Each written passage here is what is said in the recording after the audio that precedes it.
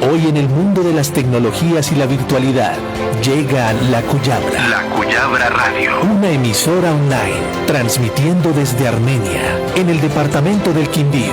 lacuyabraradio.com, rompiendo las barreras del ciberespacio. Presentamos El Marqués, un legado periodístico perenne e inimitable. Ahora en la radio joven del Quindío, Cuyabra Radio Online. El Marqués, radio revista de contenido y formato original. Conducen Marleni Moreno Gómez y Álvaro Ortiz Duque. En El Marqués no copiamos, producimos. Muy buenas tardes para todos nuestros oyentes y seguidores de El Marqués en la radio, programa que se transmite por La Cuyabra precisamente. Mañana después de las 5 de la tarde por Toscana Estéreo de James Marulanda Quintero y el sábado por Radio 10 más de Jaime Di Capote. Así que bienvenidos a un programa más del Marqués en la radio. Después de un pequeño receso del programa, pues el primer jueves de este mes era 7 de agosto, pues precisamente Día Nacional, había que respetarlo. Y ahora 8 días, 14 de agosto, nos encontrábamos en las hermosas playas de... Ya 8 días, Luis Carlos, las hermosas playas de Tumaco, situación que no íbamos a generar el programa desde estas hermosas playas, pero se nos cayó el internet y fue imposible generar el programa. De todas maneras, hoy 21 precisamente de agosto, regresamos con todas las pilas puestas para llevarles a ustedes una variedad de entrevistas que trajimos precisamente del Congreso Nacional de Cenepistas Colombia, versión número 29. Así que a nombre de Benjamín Acosta Cárdenas, Elía Acosta Cárdenas, Álvaro Ortiz, que precisamente se encuentra en Panamá, también de vacaciones, lo tendremos hasta el otro mes si el Todopoderoso así nos lo permite.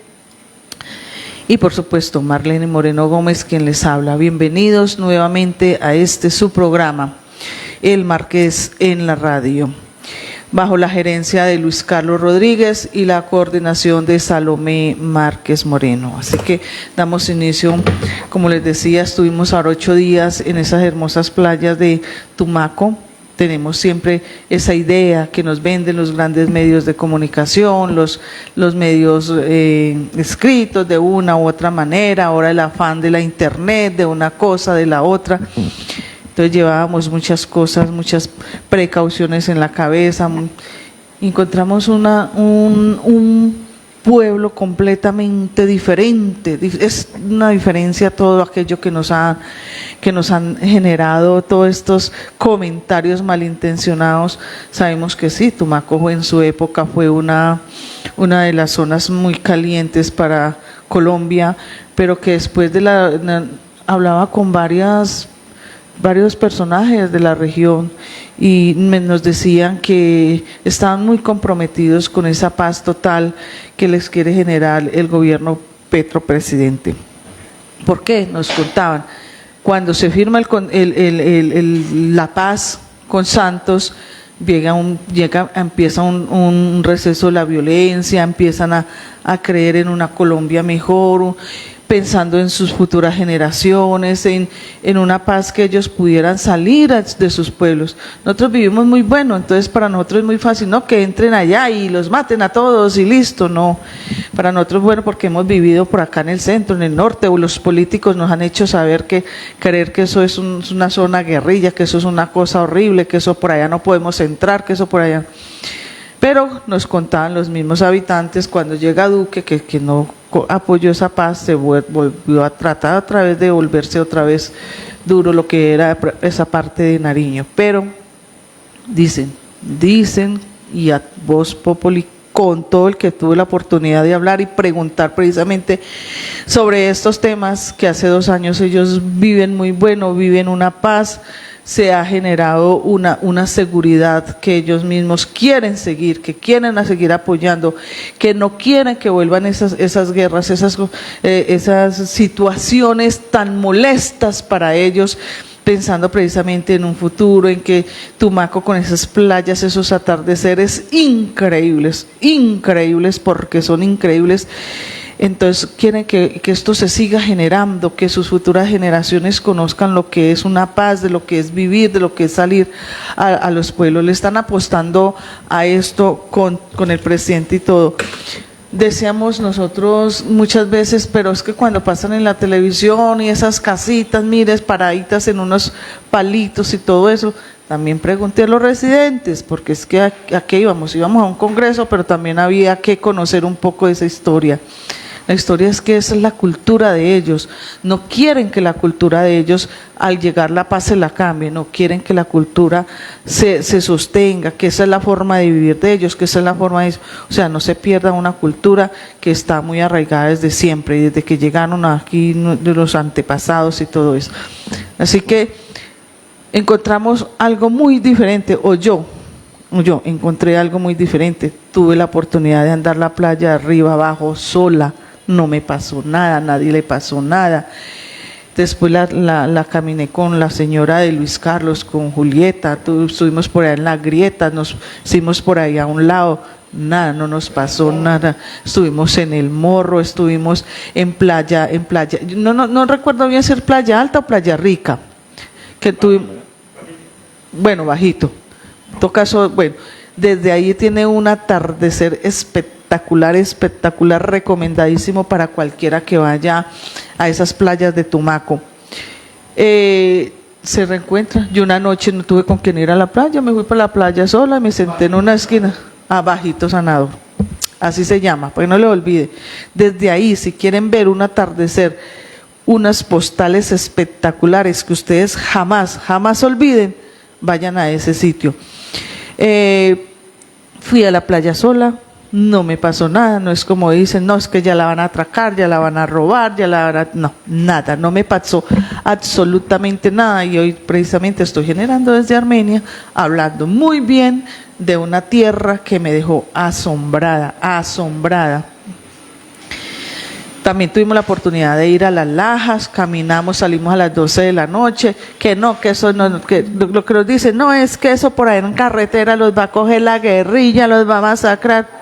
No nos pasó nada, llegamos a Las Lajas. Decirles que encontramos muchos pueblos en ese camino, porque el día de regreso de nosotros se dio en Pasto, y encontrar una ciudad como Pasto grandísima, en un desarrollo espectacular. Pero ¿sabe qué me aterró a mí de todas estas ciudades que tuvimos la oportunidad de caminar? La limpieza, la educación de la gente. Usted no ve un papel por ahí mal tirado. Si nos comparamos a lo que somos nosotros, a los que somos esa gente que supuestamente son los más feos de Colombia, estamos es como muy tirando a feos, pero nosotros. La educación, me llamó mucho la educación, como seguro no han tenido la oportunidad de llegar mucho colono como el puente por allá. La educación de los hombres al tratar a las mujeres, de los hombres le ayudan con la mano a las personas, le reciben las bolsas a las señoras y se las ayudan a cargar, les ceden las sillas. Toda esa cultura que nosotros como interior ya perdimos hace rato, que miramos eso. Lastimosamente nos hemos dejado llevar de los políticos, esos políticos que quieren dividirnos, que no quiere que esos municipios que fueron testigo de tanta violencia, tanta guerrilla, tanto narcotráfico, que hoy quieren resurgir, no quieren. Entonces sí quedé aterrada, yo fue con esa paz total a los que ellos le están apostando y a lo que le quieren dejar a las futuras generaciones. Dice que estamos a 27 grados, me dice allá Luis Carlos. Luis Carlos está estrenando un reloj grandotote que para que yo sí lo pueda ver. 5:09 de la tarde. Así que he tenido la oportunidad de ir a San Andrés. San Andrés, uno tiene que pagar para ir a San Andrés, para poder entrar a Colombia mismo, cuando la misma constitución política de Colombia lo prohíbe, que nosotros no podemos cobrar dentro del mismo país y dentro de los mismos colombianos. Pero la última vez que yo fui a San Andrés, lastimosamente, no sé qué se hace la plata, para dónde se va la plata. Las playas están siendo carcomidas por cosas que llegan ahí, no las limpian, no las nada. Y entonces uno se pregunta, ¿dónde va a dar toda esa plata? ¿Dónde quedan con todos esos gobiernos? ¿Por qué no? Porque San Andrés no progresa, porque una ciudad como Tumaco, que lleva 2 años apostándole a salir adelante, a un turismo, a que los visiten, es tan hermoso. O sea, a mí me preguntan si volvería a Tumaco, yo les digo sí, mil veces volvería a Tumaco a vivir esa experiencia tan maravillosa. Ahora cuando fuimos al avistamiento de las ballenas, yo creo que Luis Carlos también venía allá. No, Luis Carlos venía de luna de miel, y entonces estaba doblemente emocionado que yo. Yo estaba emocionado, él estaba doblemente emocionado. Pero bueno, fue una experiencia muy bonita. Boca Grande tenía una concepción más diferente de lo que era Boca Grande. Ahorita es un espacio de reflexión. Allá uno llega y no hay música para nada. Menos va a haber internet. Si no hay internet, ahorita hablamos de lo que le hace falta a Tumaco. No hay internet, hay una paz que solo es tú, tus pensamientos, tus recuerdos, tu pasado, tu presente, tu futuro, lo que has hecho, y un mar al frente. Un mar que cuando amanece se empieza a ir y se va. Y cuando empieza a anochecer, empieza a volver a la playa. Ese es otro espectáculo que también me encantó. Hablar de las debilidades de pronto de Tumaco en eso es que la internet sí realmente, aquí tuve la oportunidad de hablar con el Paché Andrade, que es tumaqueño, que es otra de las cosas que también me emocionó conocer, porque es un hombre humilde para la plata que tiene, para lo que representa para Colombia, para todo eso. Entonces fue un hombre bastante interesante a hablar y conocerlo. Y la esposa, pues, inigualable, una mujer también muy sencilla. Pero bueno, ¿qué le falta a Tumaco? A Tumaco le falta la conectividad. Realmente yo creo que si ellos llegaran, le apostaran a una conectividad más estable, yo creo que sería mucho mejor. Otra cosa de debilidad de allá, que allá no se puede consumir agua de la llave. Allá el agua que te llega de la llave es solamente para bañarte y para el consumo de lavar, el trapear, el consumo así, porque no se puede consumir porque no hay un acueducto que los lleve y les genere eso, que potabilice el agua. Entonces son cosas que yo creo que a medida que vayan pasando los días, y si un gobierno se la juega, o un gobernador o el que quiera pedir para Tumaco. Pero yo creo que ¿qué más debilidades le dio usted a Tumaco, Luis Carlos? Ay, no, pero es que casi se me olvida lo peor, mijiticos, como dice la negra Cleofe. Resulta que nos fuimos por la aerolínea Click, ¿cierto? Click. Todo bien, perfecto, nos llevaron, nos descargaron allá, en Tumaco. Nosotros teníamos regreso para las 6 de la tarde del domingo. Cuando el viernes, el jueves en la noche, como ese tipo de las 10 de la noche, como para que nadie se dé cuenta, la gente esté durmiendo, le llega un mensaje a Luis Carlos, porque habíamos comprado los tiquetes a nombre de Luis Carlos, que el vuelo de nosotros había sido cancelado el domingo y que nos teníamos que devolver el sábado a las 10 de la mañana. O sea, nos íbamos a perder 2 días de lo que representaba para nosotros el Congreso Nacional de Periodistas. No se contesta, no le contestaron a Luis Carlos porque Luis Carlos se hizo al frente de esto. Mira, muchos periodistas que no tuvieron de pronto la precaución de nosotros de cambiar el vuelo, que nos lo cambiaran de Pasto a Cali, se devolvieron a mitad de un progreso. ¿No? Ve Tumaco a Cali. No, nos tocó pasarlo de Pasto a Cali. Porque el de Tumaco a Cali nos lo fueron cancelando así porque sí, sin ningún motivo, sin ninguna razón. Aceptan o no aceptan, eso ya ustedes verán lo que hacen. No nos daban solución, ninguna solución. La única solución fue cambiarlo de Pasto a Cali, que precisamente eso es lo que hicimos, pero después tuvimos la oportunidad de salir a las 12 de la noche, no tuvimos la oportunidad de estar un domingo, que como era nuestro pensado, en Tumaco, pero salimos el sábado a las 12 de la noche y recorrimos todos estos otros municipios. Claro, eso nos representó a nosotros, a cada persona, por ahí 500.000 pesos de más, porque esta empresa allá viaja Satena y viaja solamente CLIT. Si mientras los gobernantes o el mismo alcalde no se toman esa conciencia y esas ganas de mirar qué es lo que realmente pasa, si quieren fortalecer a Tumaco, tienen que mirar con otra aerolínea o un compromiso muy estable con eso, porque yo no puedo llegar y tener un vuelo de regreso a tal día y después cambiárselo porque sí, o lo toman o lo dejan o verá qué hacen, cómo se devuelven.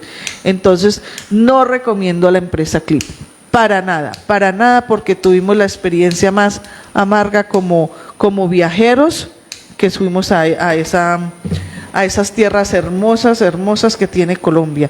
Volvería al Pacífico, eso se llama la perla del Pacífico, así le dicen a Tumaco. Bueno, pero ya cambiando un poquito de tema, ya les conté, estuvimos muy bueno en el Congreso, me encantó la conferencia de Javier Hernández Bonet.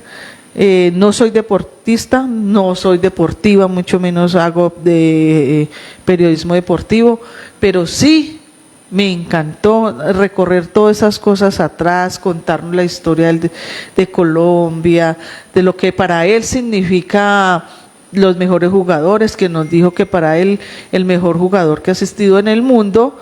Eso sí, hizo la salvedad porque no tuvo la oportunidad de ver a Pelé, que ha sido Maradona, que eso ha sido lo más grande en el fútbol a nivel mundial, pero hizo la salvedad que ha tenido la oportunidad de estudiar a Pelé, pero no lo vio, pero entonces lo dejó ahí como en el stand-by para aquellos que de alguna manera dicen que Pelé es el más grande rey que ha tenido el fútbol del mundo. Bueno, así que vámonos con la frase del día, 5:17 de la tarde. Yo creo que nunca había echado tanta lengua. Día Internacional de la Conmemoración y Homenaje a las Víctimas del Terrorismo. Así que ahí pueden ver también lo que significa el terrorismo. Bueno, pero vámonos con el primer chiste de la tarde. Bueno, no le envié algunas cosas a Luis Carlos para que me fuera ayudando mientras yo voy organizando otras, porque el flaco anda muy enamorado de las playas de Panamá. Yo creo que uno se enamora de donde estén los hijos. Y la hija de Luis Carlos ya lleva, del flaco ya lleva un tiempito para allá, ya está más organizadita. Ah, sí, los miles de cangrejos, pero esa fue en Boca Grande, cuando la mar se está yendo, entonces los va dejando, entonces ellos hacen rotico. De todas maneras les recomiendo, si alguno quiere ir, vayan a Tumaco. Vámonos con el primer chiste de la tarde a cargo de Benjamín Acosta Cárdenas. Ay, venga, pero espere, le colocamos. Se me cayó. Un momentico que se me cayó el cuchuflí, como yo le digo. Luis Carlos ya aprendió a decirle cuchuflí. Chiste. El curita del pueblo se daba cuenta de que siempre iba una muchacha muy bonita, pero en pantalón, a toda hora con blue jean, a toda hora en pantalón, y entonces se decidió y le dijo, acabó la misa y la esperó y le dijo, hija, necesito hablar contigo. Ay, sí, padre, ¿qué será?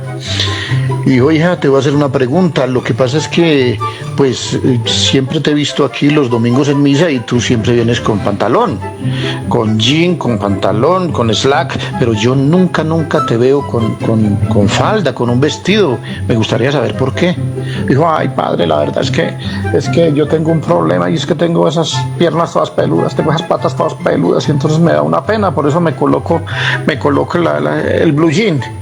Digo, con que así es la cosa. Dijo, no, la cosa está peor, padre.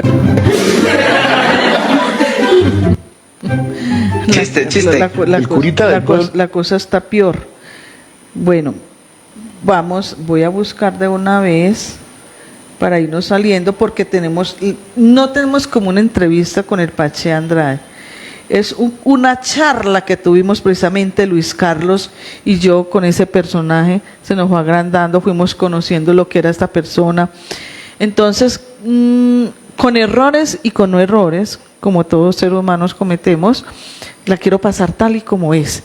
Así que vámonos con la frase del día a cargo del médico Elías Acosta Cárdenas.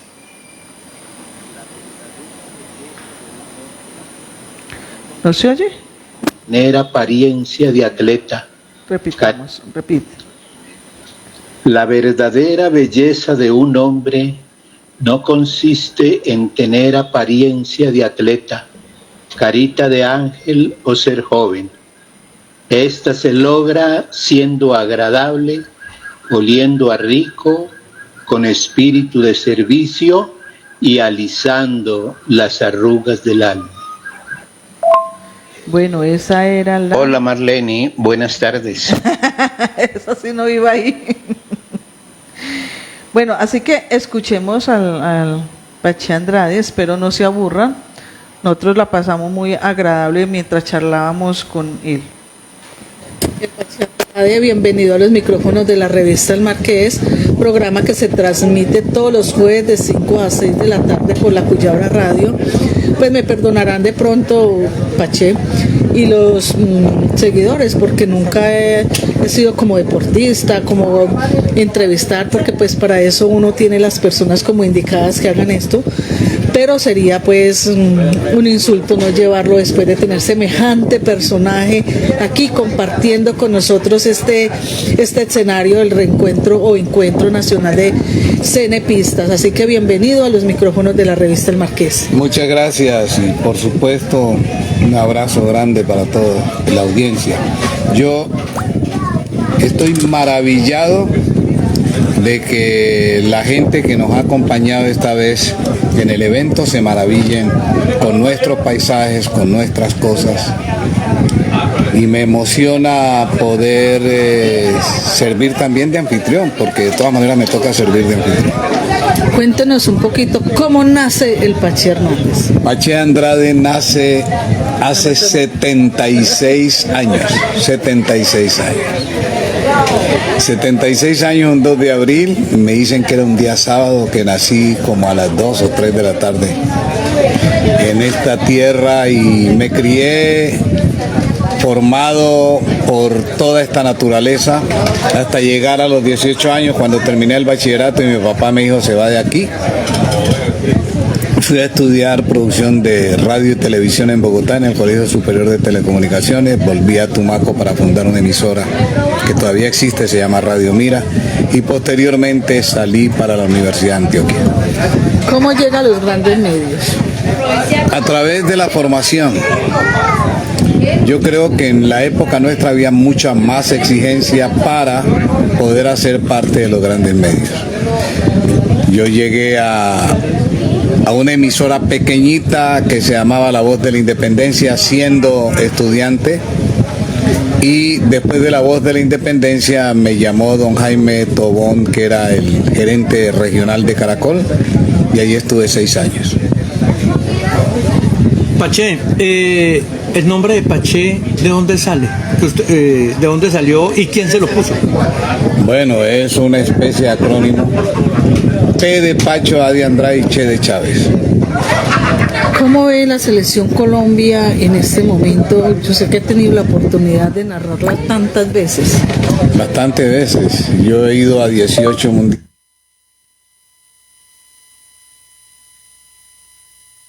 mundiales, a varios con la selección Colombia. ¿Cómo es esa experiencia? La experiencia de acompañar a la selección Colombia es una experiencia un poco difícil, densa, porque tú dejas de ser el comunicador equilibrado para convertirte en un hincha. Eso no es evitable. Entonces tú empiezas a transmitir de una manera que es hasta curiosa, porque uno va haciendo fuerza como si uno fuera capaz de pegarle al balón y meterlo. Pache, dentro de todos los mundiales en la cual usted ha sido un ícono a nivel mundial de la narración, pero ¿cuál fue el mundial que lo marcó? ¿Cuál es ese mundial que usted dice, hombre, he participado en 18 mundiales, pero no como tal? ¿Y por qué? Yo había ido al Mundial del 85 juvenil en la Unión Soviética y volví al Mundial de Rusia en el 2018, ver la transformación de Rusia, ver una Rusia casi del primer mundo, o mejor del primer mundo, desprovista de la condición socialista, pudiéramos decir, aunque ellos se consideran socialistas. Para mí fue un impacto muy grande, porque Rusia contiene una historia de la humanidad demasiado importante. Rusia está conformada por varias repúblicas hoy, antes eran repúblicas soviéticas, ya había estado en Ucrania, en Kiev, y encontrarme con que había una guerra por razones que uno entiende, que nos fuimos a la Unión Soviética, entendemos por qué Rusia pelea por Ucrania, porque es como si en algún momento se separara Antioquia y nos hiciera falta. Es más o menos como nos pasó con Panamá. Como nos pasó con Panamá, lo que pasa es que la gente de esa época que regaló a Panamá no tenía las agallas y la capacidad de haber negociado con los Estados Unidos, no la pérdida del canal o no la pérdida sino la coparticipación, porque pues desde el punto de vista guerrerista no podíamos, desde el punto de vista militar no podíamos, pero faltó talento para haber defendido a Panamá. Bueno, antes de cambiar un tema, sí me gustaría saber qué es de la vida de Pache en este momento. La vida de Pache es muy fácil. Yo vivo entre Estados Unidos y Colombia. Quiero quedarme en Colombia definitivamente. En Estados Unidos no solo no me conoce nadie, sino que no entiendo qué puedo hacer que me satisfaga. Yo soy una persona que elegí desde bien temprano las cosas que me gustaban. Como nací músico, produje música, como me gusta la cocina, tengo un restaurante, y como soy enfermo por los deportes, narré fútbol. Pero qué bueno lo de la música, cuéntenos un poco de eso. Yo nací músico y varios de los artistas que la gente conoce fueron mis compañeros. Dicen que era muy bueno para cantar, que era muy bueno para la percusión, y logré meterme en el tema de la música con personas muy prestantes de la música. Posteriormente, cuando tuve cómo montar un estudio y tener una pequeña disquera, lo tuve, y esa ha sido una de mis mayores satisfacciones, porque pude producir discos de artistas muy connotados de aquí. ¿Artistas como? Yolandita, Aldo Christopher de la época, ¿no es cierto? Sí. Varios muy importantes. Pache, Marlene le cuento unas cosas, le pregunto unas cosas diferentes y yo le pregunto otra, y como que nos estamos derivando. No. El jugador de la selección Colombia de toda la historia de los mundiales que usted estuvo, ¿cuál podemos destacar y cuál jugador del mundo puede destacar? Vamos, empecemos por el final. El mejor jugador que yo vi es Diego Maradona. Pero no vi mucho a Pelé, pero las cosas, la referencia que hacen los que saben más que yo de esto, uno tiene que respetar ese concepto. Y Pelé, al parecer, está en una esquina muy diferente en la que está en el resto. A mí me parece Messi un figurón, pero lo que yo le veo haciendo a Diego no se lo he visto hacer a nadie, yo personalmente. ¿Y el jugador colombiano? El jugador colombiano, yo creo que habría que dividirlo entre dos, entre Falcao y James. James un poquito más, porque Falcao, por razón de la lesión, no estuvo en el Campeonato Mundial del 2014. Si hubiera ido, hubiese sido goleador del Mundial. Bueno, ¿y el pibe que ha sido tan nombrado? El pibe es excepcional, pero es otra característica de jugador, no tan preponderante Yo digo que con el pibe y con Willington hay que hacer un apartado. Son jugadores excepcionales, mejores que todos los demás, pero estamos hablando de labor dentro de un campeonato mundial o dentro de un torneo, que fue lo que me preguntaron. Hoy se puede vivir del deporte, de la narración, del comentario, del periodismo y del fútbol. No creo, hoy es muy diferente, es decir, se redujo tanto el embudo, la parte estrecha del embudo, que la gente no puede aspirar a tener las condiciones en las que nosotros nos desarrollamos. Y porque además ha habido una mala coparticipación del gremio, porque hay gente que está muy bien, se enriquece y no se preocupa por los que vienen detrás. Esa fue una de mis luchas en RCN, que mis compañeros o las personas que yo dirigía no fueran mal pagas, cuando había otras personas que ganaban tanto, como Carlos Antonio Vélez, por ejemplo. Entonces, de todas maneras, le correspondía más a Vélez que a mí pelear y defender las personas que trabajaban con él. ¿Qué consejo le daría a los nuevos narradores que están surgiendo como para llegar tan alto como usted? Son circunstancias muy diferentes, pero igual tendría que tramitar mi consejo a través de lo que yo fui. Yo lo que fui fue una persona que se preparó para una cosa, para entender los medios, quise profundizar a través de una formación social y humanística, apareció la Universidad de Antioquia. Entonces yo llegué a los medios revestido de una condición de comunicador verdadero. Aprendí a convivir con mi condición de comunicador, porque a los comunicadores nos toca vivir 24 horas en función de lo que es ser un periodista. Pache, el narrador, estoy hablando del narrador, no del periodista, no del narrador. El problema mío es que yo me siento más periodista que narrador. Pero el narrador, ¿se hace o se nace? Para mi caso, es perfectamente posible que yo haya nacido con la condición vocal, con la respiración para ser narrador de fútbol, pero yo no quería ser narrador de fútbol. Yo fui a la universidad para formarme en la condición, o para formar mi condición de ser una persona que por sobre todo quiso ser un gran reportero. Yo siempre quise ser un gran reportero y me preparé para eso. Pero se presentó un hecho que por el cual no pude responder.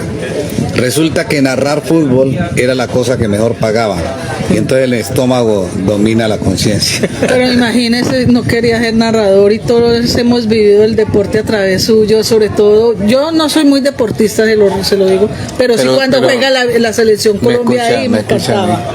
Me escuchan. Usted me lo dice con esa certeza y con esa mirada, con esos ojos tan maravillosos que me pone nervioso. El deporte es una cuestión que tiene una gran ventaja. El deporte es transversal a todas las cosas de la condición humana. A través del deporte hay salud, hay disciplina, hay entendimiento social. Bueno, y podríamos quedarnos en una definición muy larga, pero el deporte, infortunadamente, en este país no ha sido bien entendido. Si el deporte fuera bien entendido, aquí tendríamos, como tenemos aquí a 2 horas, aquí por aquí, yéndonos por aquí en Esmeraldas, un centro de alto rendimiento que le ha permitido a este sector, que es tan parecido a nosotros porque somos las mismas personas ambos todos, sacar los deportistas que nosotros hemos tenido pero que no han preponderado de la forma que hubiéramos querido. ¿Cuál es, o al menos, un equipo con usted de narrador, su comentarista, sus 2 comentaristas y una voz comercial para un partido de fútbol? ¿Cómo sería ese equipo o cómo sería ese grupo deportivo dirigido por el Pache Andrade? No, pero entonces si yo soy el que dirijo no me pongo. No me pongo, pero es que además hay gente que superó el marco de referencia. No, para yo mí, no creo, para mí, porque sí. Es que yo como viví el fútbol con usted, yo creo que no lo oye, de la generación de nosotros lo vivimos. No lo hay. Sí, pero déjenme que yo elija. Sí, hágale. Yo pongo a Edgar Perea. Edgar Perea. Yo pongo a dos personas que quiero muchísimo. Yo puedo poner 3. Los que quiera. Bueno, puedo poner 4. Hágale. Bueno, entonces voy a poner todos mis compañeros. Weimar Muñoz. Javier Hernández Bonet. Sí. Oscar Restrepo Pérez. Oscar, repito. Y un tipo de Armenia que yo adoro que se llama James Padilla Motor. Y, y la voz comercial, porque la voz comercial también es fundamental en una transmisión de fútbol. Demasiado importante porque es el que jala el lote. Sí, claro. El ritmo lo marca el locutor comercial. Y todos los que yo he tenido han sido formidables. Tuve a Arley Londoño, tuve a Toño Pasos, tuve a Gillo. A ver, no, pero es que además todos se convirtieron en narradores deportivos después. ¿Cuándo va a estar en el departamento del Quindío? Yo quisiera estar todos los días.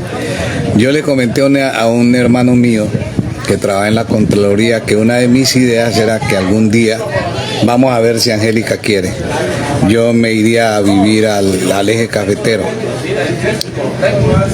Mi hermano adelantó, ya él compró una casa y está hace 2 años viviendo allá. ¿Cómo le parece? Entendió mejor que yo la condición de irse ya, porque me están diciendo que eso se está poniendo muy caro por allá, ¿no? Carísimo, desafortunadamente sí. Bueno. Pero me cuentan que va el 1 de diciembre a estar precisamente en la exaltación del deportista del año del deporte. Me he comprometido y yo soy un hombre de palabra. Me preguntaron cuánto cobra el IGENA. Yo voy porque ustedes me invitan y eso tiene un mayor valor y eso es lo que quiero hacer. Bueno, Pache, una cosa es tumaqueño. ¿Cómo ve usted a Tumaco ahora en día, que está tratando de resurgir después de tanto estigmatización de inseguridad y todo esto que lo ha llevado a que mucha gente llegue con temor aquí? Mire, yo le voy a contar este sector que está aquí. En este sector tuvo posesión un ascendiente mío, un tatarabuelo mío que vino de Francia, se llamaba Vincent Lafont. Después de eso, la naturaleza ha atacado esto repetidamente, pero es una naturaleza que da desventajas y da muchas ventajas. Ejemplo, aquí convergen el Chocó biopacífico, biogeográfico, que es una condición muy especial, y converge la Amazonía. Nosotros de aquí podemos ir a 2 horas de aquí donde estamos, podemos ir a un sector que se llama el Cumbal, que es un sector de nieves perpetuas, es decir, que es una región excepcional. Eso hace que el descuido del Estado, la ausencia del Estado y las ventajas geológicas que tiene este sector le hayan permitido a quienes entienden con una inteligencia que aparentemente hace daño el uso de las tierras, el uso de todo este sector para los cultivos ilícitos. Eso nos ha hecho bien porque tenemos que ser sinceros. Sin esa economía subterránea no perviviríamos, pero también nos ha hecho daño porque unas políticas que son discutibles, como es de hacer aspersiones, ha acabado con mucho de nuestra riqueza natural. Entonces, en este instante estamos en la discusión de que cómo sería mejor el uso de una tierra que es tan excepcional, que produce el mejor cacao del mundo, que llegó a producir los mejores bananos de Colombia, porque aquí al lado queda Esmeraldas, Ecuador, donde se producen, dicen los mejores bananos del mundo. Lo que pasa es que como no tenemos representación política que luche por este sector, los bananos se fueron para Urabá, el cacao se fue para el Catatumbo y hemos venido perdiendo una potencialidad que es excepcional.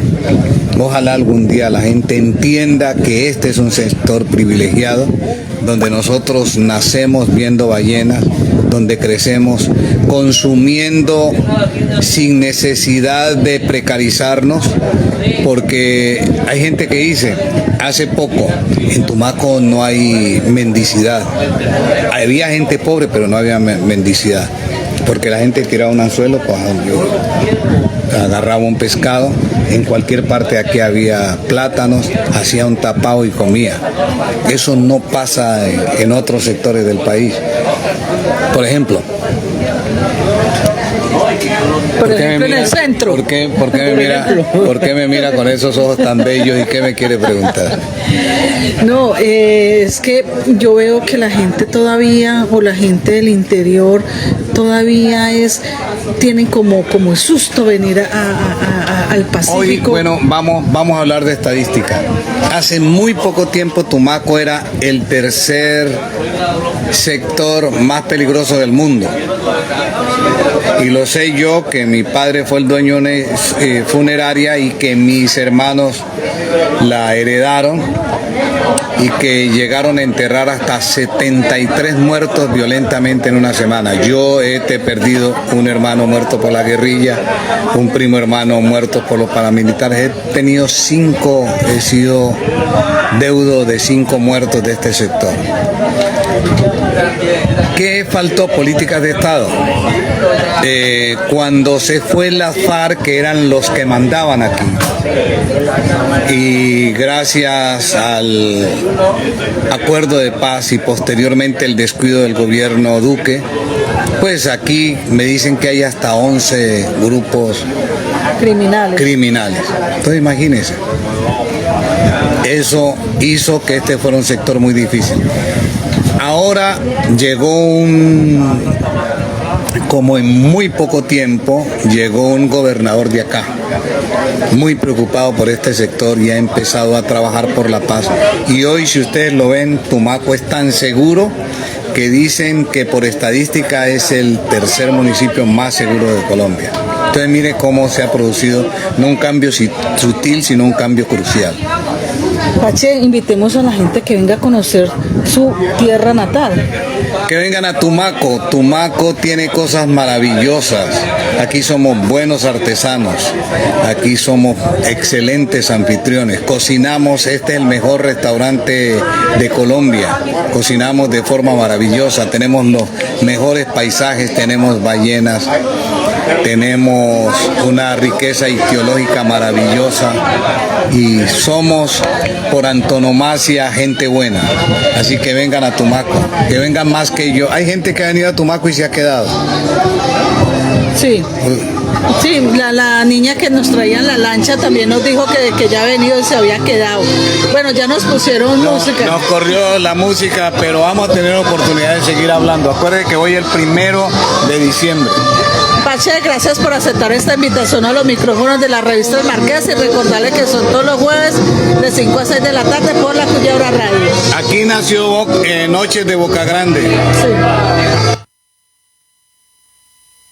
Colocaron música, a lo cual la gente que vive ahí en Boca Grande, porque esto fue una entrevista que hicimos en Boca Grande, y ahí mismo les llegaron los que administran esa parte de esta tierra colombiana a que la quitaran. Allí no permiten música, no permiten nada, como les decía anteriormente, es encontrarse usted mismo o encontrarse como hizo Luis Carlos, una luna de miel bien bacana.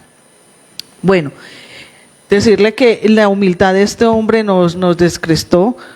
Allí nos dieron almuerzo y él, como toda una persona, como buen anfitrión, se levantó, recogió los platos y los llevó a la cocina.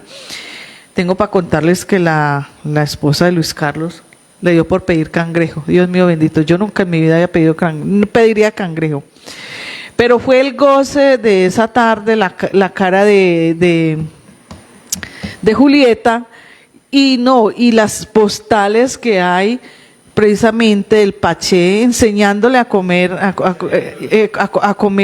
cangrejo, y llegó tanto que ella como que no le entendía, que empezó a cucharearle. Eso fue pues un espectáculo toda la tarde, porque nosotros estamos acostumbrados a verlo allá tan alto, tan pinchado, y que uno tenía una idea muy diferente a lo que es él, un hombre muy, muy humilde.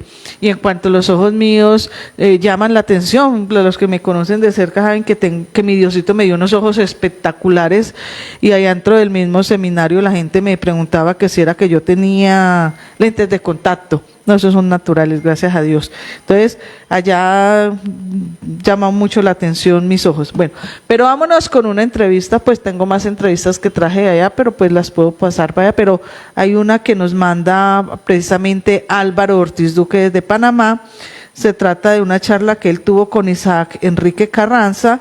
Él es un guía turístico panameño y habla precisamente sobre el canal. Así que escuchemos al flaco.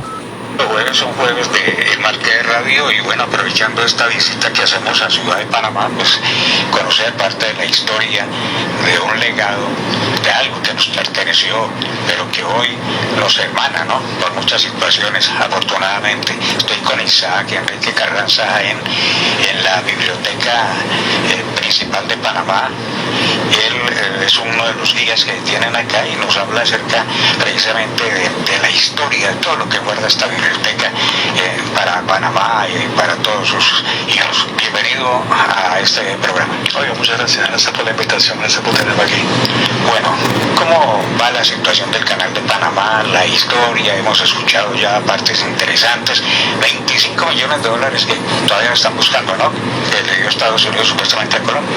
Bueno, sí, eso es lo que aparece, ¿no? Pues después hubieron varios, luego de la separación de Panamá de Colombia, en 1914 se abre el canal de Panamá y hasta 1900, son 10 años después que se finaliza y se otorga a Colombia unos 25 millones de dólares, que todavía hay preguntas de en qué se invirtió ese dinero.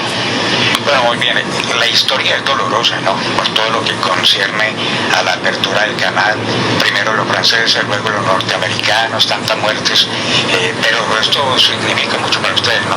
Total, porque realmente la construcción del canal, tanto en el periodo francés como estadounidense, enriqueció la demografía de Panamá. Vinieron mucha gente de todas partes del mundo, implantó esa tolerancia que existe en Panamá, ese crisol de razas, ¿no? Vinieron gente de todas partes del mundo y es lo que creo que hubiera en Panamá tantas comunidades, ¿no? Comunidades griegas, comunidades italianas, comunidades chinas.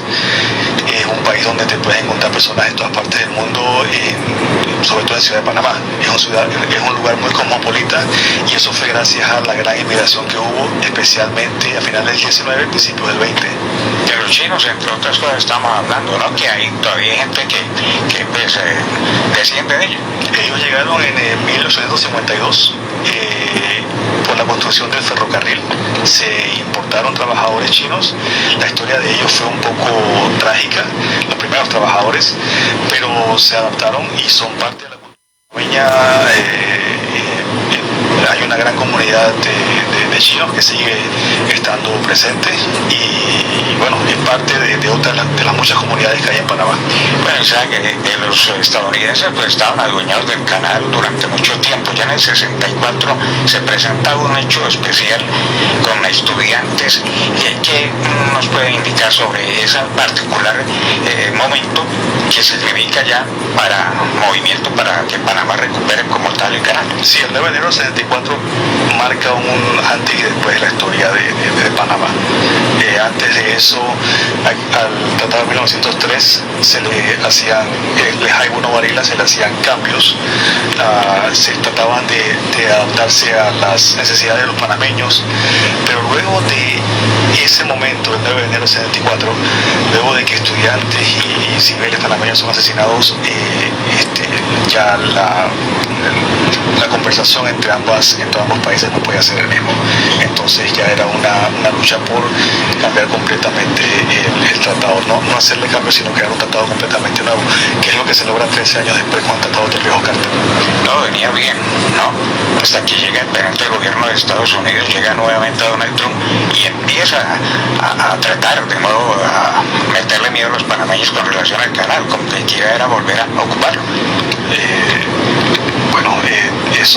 Eso es una relación que gracias a Dios vemos que se está calmando. Ha habido conversaciones entre Panamá y los Estados Unidos y bueno, quizás es la consecuencia de estar en un lugar tan importante como es Panamá. O sea, es un lugar donde pasa el 6% del tránsito comercial del mundo, es un lugar que los ojos siempre han estado puestos sobre él y que bueno, los Estados Unidos son nuestros partners. Por mucho tiempo hemos trabajado con ellos y lo que queda es adaptarnos, lo que queda es buscar formas de trabajar en conjunto.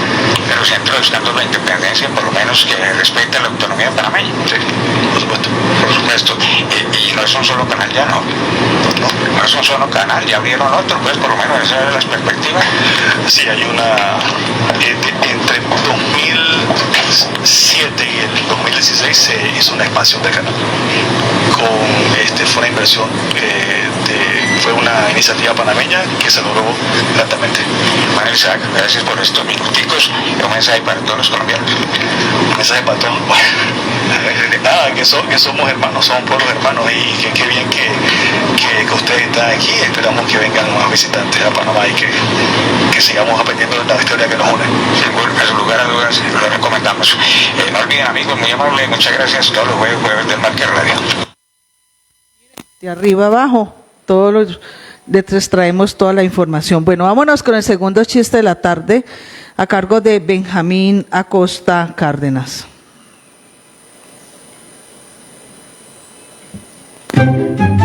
Chiste. Llega el tipo cansadísimo del trabajo, abre la puerta y entra cuando sorprende. ¡Oh, sorpresa! El mejor amigo con la mujer, dándole aquello al chaca, mijo. Y el tipo llega y se queda mirando. No, Dios mío, no puede ser, Arturo. ¿Usted es capaz de hacerme eso a mí? Y le dice Arturo, pues la verdad es que yo creo que sí, espere, acabo con su mujer y sigo con usted. Bueno, chiste. Dentro de este congreso también acudió la FLIP precisamente para hablar de muchos temas que tienen que ver con el periodismo colombiano, lo que se espera, lo que no se espera. Pero yo tuve la oportunidad de hablar más allá con la FLIP, porque me pareció que fue realmente para lo que uno espera de una federación como esta, datos más concretos, datos que lleven a una mejor solución a los periodistas. No conocen de muchos casos. Le hablaba precisamente de unos casos que se presentaron aquí en el departamento del Quindío, más precisamente con el alcalde Calarcá, cuando alguien cogió le habló mal. El alcalde con sus asesores salieron a defenderse, entonces escribieron a la FLIP, y la FLIP pues llamó la atención al alcalde de Calarcá, pero cuando ya la justicia le dijo, no, venga, es que el alcalde tiene razón, usted tiene que rectificar, pero hasta ahí llegan las cosas, porque entonces ahí sí la FLIP no dijo nada, no hizo nada, sino que se quedan calladitos. Entonces, hasta dónde también va la responsabilidad de una federación como esta para dar opiniones cuando no tienen ni forma de investigar. Le decía que tampoco se justificaba que se supuestamente mandaran comunicados sin firma, cuando se supone que somos periodistas y sabemos lo que vale una firma en un boletín de prensa, en un correo, en algunas cosas. Así que hablamos con ella. Ella es Sofía Jaramillo Otoya. Ella es la presidente o la directora de Colombia de la FLIP. Hablamos de muchos temas que precisamente tenía como esa inquietud. Sofía Jaramillo Otoya. Ella es la directora general de la FLIP Colombia, ¿cierto? Directora, bienvenida a los micrófonos de la revista El Marqués, programa que se transmite todos los jueves de 5 a 6 de la tarde por La Culebra Radio. Hoy precisamente por estar en este evento nos vinimos sin los equipos, entonces me va a tocar hacer unas grabaciones para después pasarlo, pero seguro que va a ir de 8 días ya que se nos pasó la hora. Pero bienvenidos, cuéntenos un poquito qué es la FLIP para nuestros oyentes y seguidores de El Marqués en la radio. Bueno, buenas tardes, muchas gracias por la entrevista, por el espacio. La Fundación para la Libertad de Prensa es una organización de la sociedad civil que nacimos en 1996 para proteger y defender a los periodistas en Colombia, para defender un clima óptimo para que los periodistas y las periodistas puedan ejercer su profesión, puedan ejercer su labor sin miedo y en libertad. Bueno, en libertad, precisamente a mi esposo lo mataron un 20 de noviembre de 1997 y la FLIP él era periodista y estuvo muy involucrada, pero la FLIP sentí que nos acompañaron hasta cierto punto a nivel internacional, ¿cierto? pero con el tiempo la FLIC se va olvidando de estos casos y pasan los años, y también el gobierno entonces aprovecha estas ocasiones para que esto suceda y que quede todo en la impunidad. Usted ahora que está más joven y todo eso, han pasado ya 28 años prácticamente, ¿cómo hacer? Por ejemplo, hablaba usted ahorita precisamente de Óscar Gómez Agudelo en Armenia. ¿Cómo hacer para que ese asesinato tampoco quede en el olvido? Bueno, lo primero, lamento mucho que hayas tenido que vivir ese momento y que el asesinato de periodistas siga siendo algo frecuente en nuestro país. Justamente nosotros luchamos contra la impunidad, luchamos a través de diferentes formas, justo haciendo el acompañamiento legal, que ahorita nos ponemos en contacto otra vez y retomamos a ver de qué forma podemos seguir moviendo el caso, seguir moviéndolo en la justicia.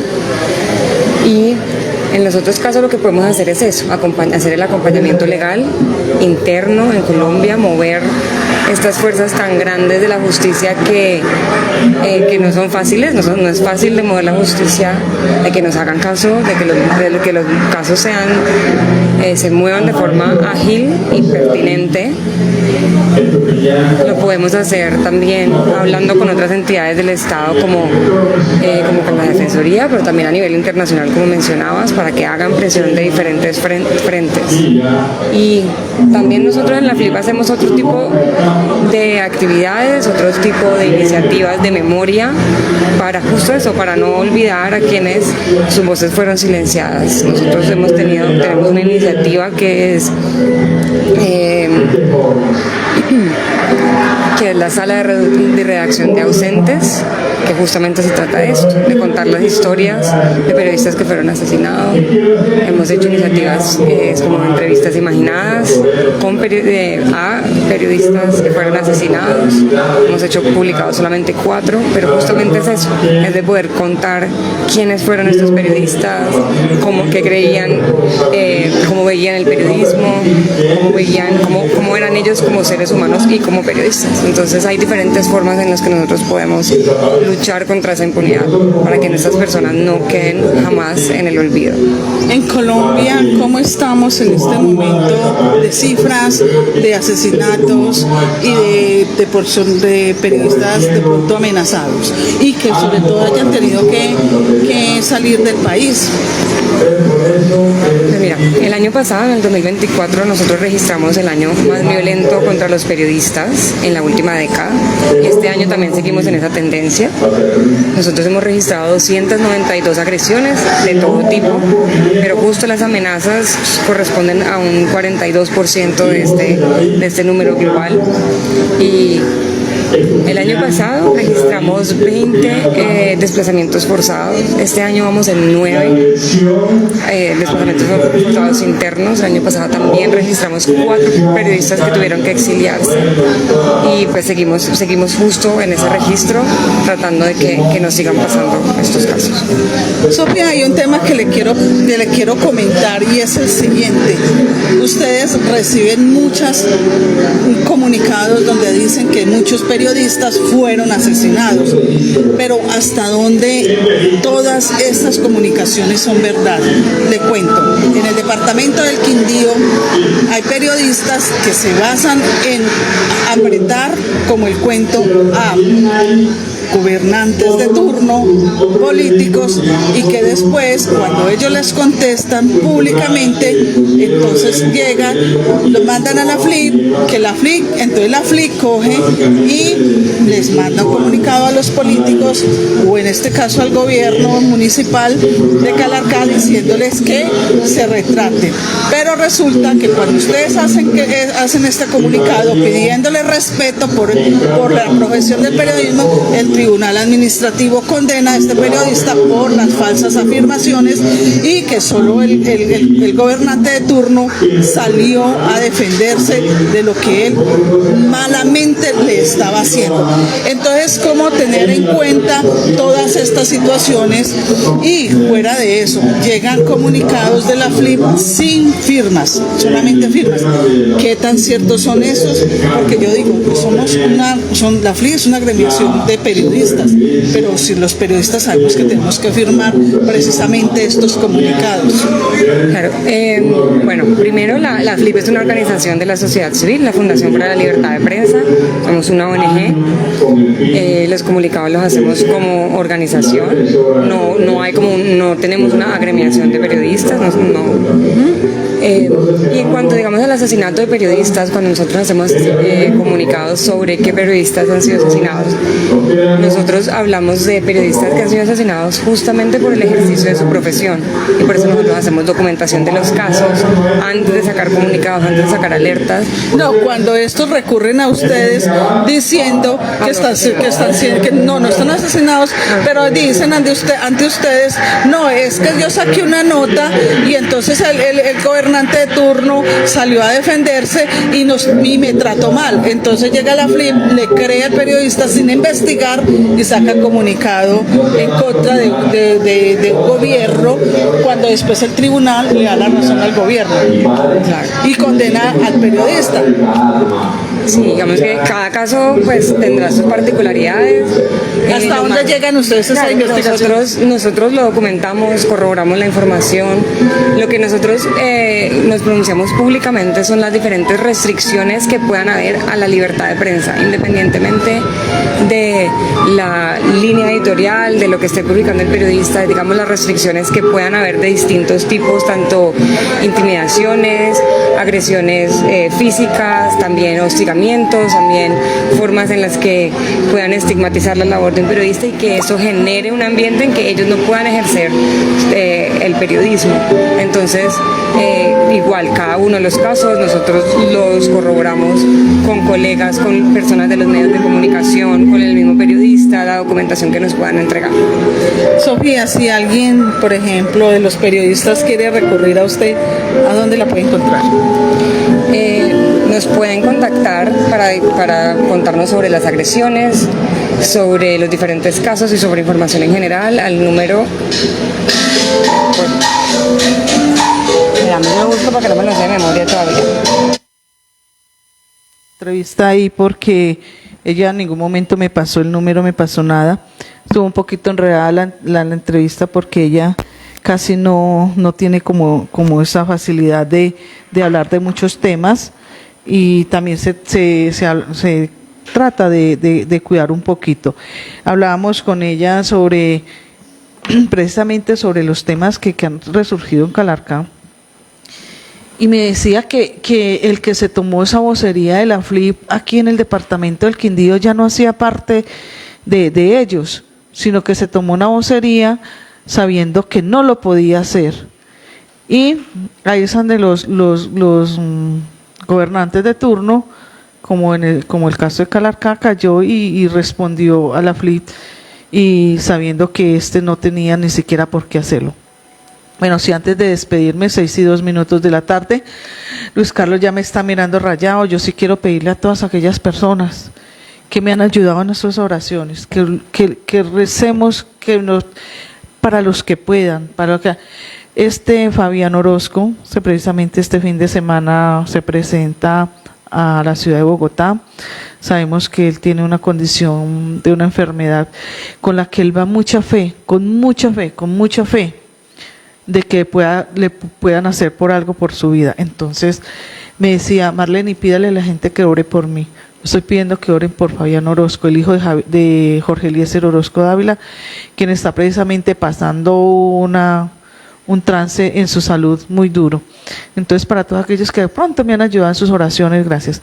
Recordarles también a nuestros oyentes y seguidores que se transmiten por Toscana Estéreo y por Radio Más Internacional, Radio Más de Popayán, que un abrazo, que desde aquí los queremos, que nos gusta que nos escuchen, que nos hagan llegar sus inquietudes, sus cosas, y que mañana y el sábado nos pueden volver a escuchar por estas dos plataformas. después de las 10 de la noche en nuestro canal de YouTube como Revista El Marqués. Así que no siendo más, muchas gracias por atender hoy jueves 21 de agosto esta invitación. Nos vemos de aquí 8 días a nombre de Benjamín, Elí, Luis Carlos, Álvaro, Salomé y por supuesto que les habla Marlene Moreno, si el Todopoderoso así nos lo permite. ¿Cuál jueves? 4 de septiembre. Al 4 de septiembre ya me están diciendo que no hay programa del Marqués en la radio. Así que gracias por estar con nosotros. Nos vemos de aquí 8 días. El Todopoderoso así nos lo permite. Feliz noche para todos y que nos proteja de todo mal y peligro. Presentamos El Marqués, un legado periodístico perenne e inimitable. Ahora en la radio joven del Quindío, Cuyabra Radio Online. El Marqués, radio revista de contenido y formato original. Conducen Marlene Moreno Gómez y Álvaro Ortiz Duque. En El Marqués no copiamos, producimos.